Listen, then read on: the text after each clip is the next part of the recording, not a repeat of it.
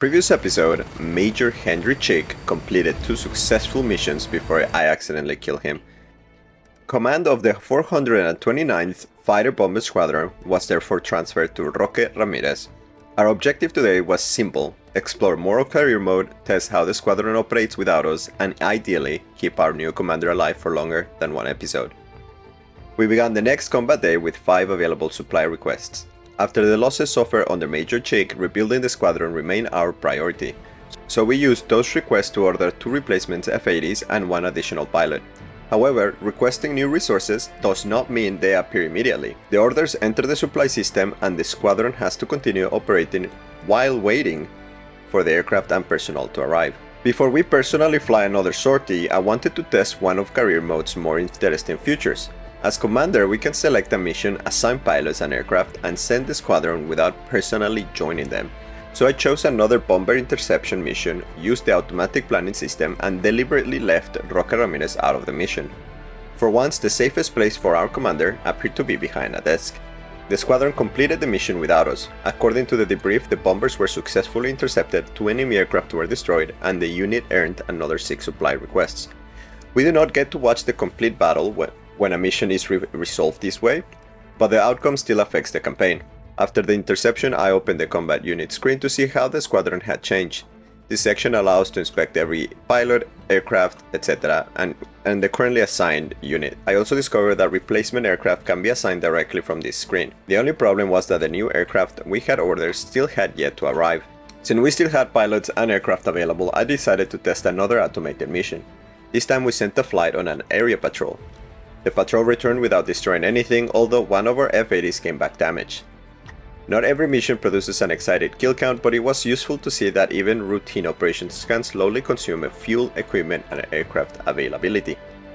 By this point, we had accumulated 14 available supply requests, but our fuel reserves had also started falling. I spent 4 of those requests on an order for 4,556 gallons of fuel. Then I noticed a bottom labeled automatic request. Naturally, I pressed it without knowing exactly what the game will decide to purchase. The game requested 7 new pilots. Apparently, after reviewing the casualty rate of this squadron, headquarters decided that personnel should now be ordered in bulk. With our request submitted, I advanced the campaign clock, and it immediately triggered something I had not experienced before: an unplanned emergency mission. One of our radar stations had detected multiple formations of enemy aircraft heading directly towards our airfield. Their apparent objective was to destroy our ammunition and fuel stockpiles, and the squadron had to intercept them immediately. Because the attack was unexpected, the game selects 2 pilots we had kept ready for emergency deployments. This makes emergency readiness another important management decision. After advancing time again, the first deliveries finally began arriving. We received 1,371 gallons of fuel, along with 3 new pilots: Louis Mann, Dursun Bang, and Beryl Bates. This confirmed that supply requests take time to process rather than appearing instantly. The campaign expects us to plan ahead because ordering replacements after everything is already gone may be slightly too late. By April 9, several of our pilots had also been nominated for awards, and replacement aircraft were finally available. Roque Ramirez had inherited command without an assign yet, largely because Major Chick had taken the previous commander aircraft directly into the ground. With the new F-80 delivers, I could assign 1 directly to Roque. I also discovered the individual pilot file system. From here we can examine each pilot's history, configure their aircraft, nominate them for promotions, and issue any awards they have earned. There's considerably more squadron management here than I initially expected. We will explore promotion and awards properly in the future episode once some of these pilots have survived long enough to deserve them. After spending most of the day behaving like an actual commander, I decided it was finally time to personally join another mission. We selected a bomber interception 1. We will begin in the air, take command of the F-80 formation, and intercept the bombers before they reach their target. Roque Ramirez was finally going into combat. And yet again, I have to give IL-2 Korea credit here. The game can look absolutely beautiful. DCS often aims for more of a photographic visual style, while IL-2 has a slightly more stylized and art-directed appearance. The colors, atmospheric haze, terrain, and aircraft silhouettes give the world a very distinct visual identity.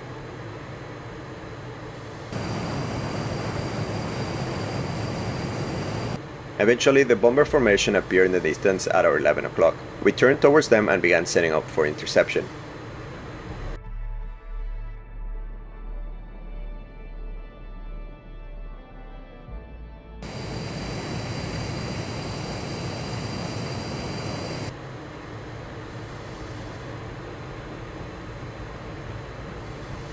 The F-80s began attacking one after another, and within seconds the entire bomber formation was surrounded.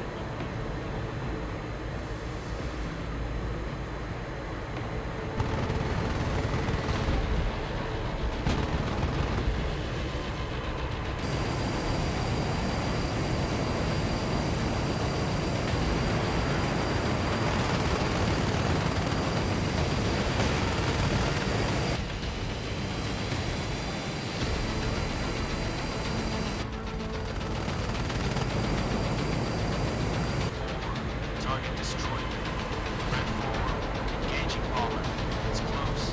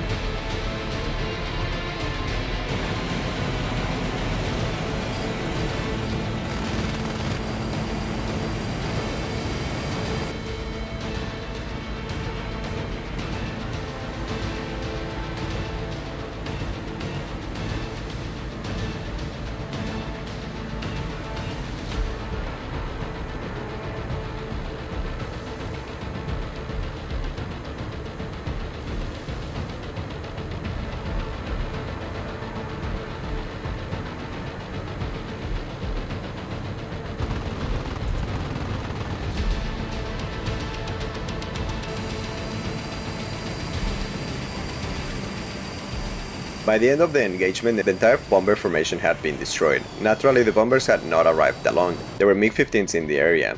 I attempted to follow them, but they had enough speed and distance to prevent me from creating a proper firing opportunity. But one of our pilots, however, had a considerably better luck. From what appeared to be an extremely optimistic distance, he opened fire on one of the MiGs. And against all expectations, his rounds actually connected. The MiG caught fire and it went down. With the bombers destroyed and the remaining enemy fighters withdrawing, I ordered the squadron to return home.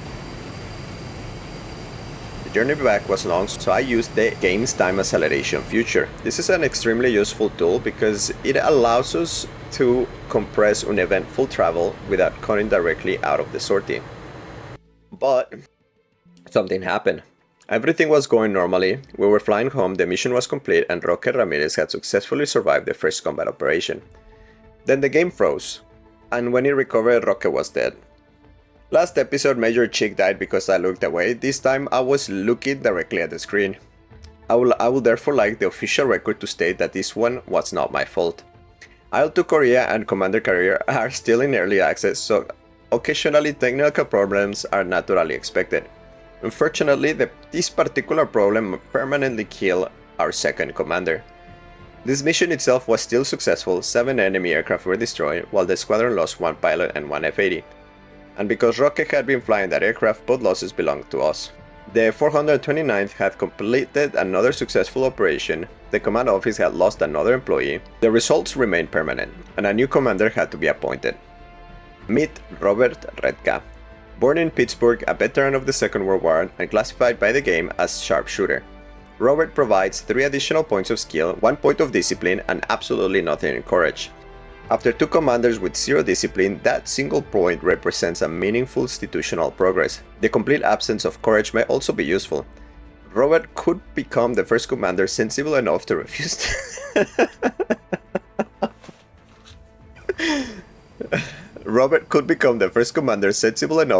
to fly with me. His biography describes combat experience across North Africa, Italy, and Asia, so he's certainly qualified. At this point, commanding the 429th may be the most dangerous position in the Korean War. So thank you very much for watching. I hope you enjoyed the second episode of our IL-2 Korea Career Mode series. Let me know what you think of the automated missions, emergency deployments, and resource management systems, and whether you have experienced any similar early access problems. Robert Redka now becomes our 3rd commander. Hopefully he lasts long enough to reach the next episode. Thanks again, I'll see you on the next combat day.